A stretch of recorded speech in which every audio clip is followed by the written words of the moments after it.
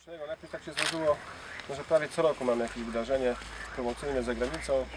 Był Strasburg w 2011, była Bruksela, był Mediolan, było Euro w Polsce, tak w skrócie, gdzie truskawki kaszubskie były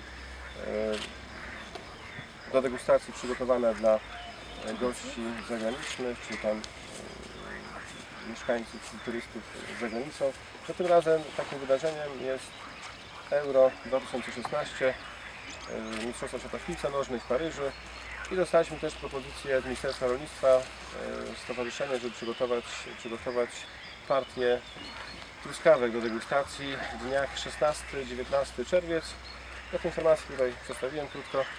Głównym takim dniem jest 16 czerwiec, kiedy jest mecz Polska-Niemcy. Sardyni pod Paryżem. Pod Paryżem. Natomiast sama akcja będzie w centrum Paryża nad Sekwaną.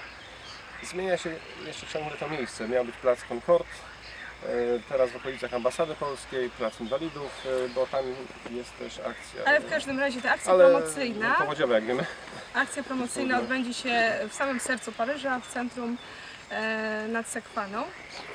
Na pewno będzie to albo plac Inwalidów, albo plac Concorde, Dzień Polski w Ambasadzie Polskiej w Paryżu.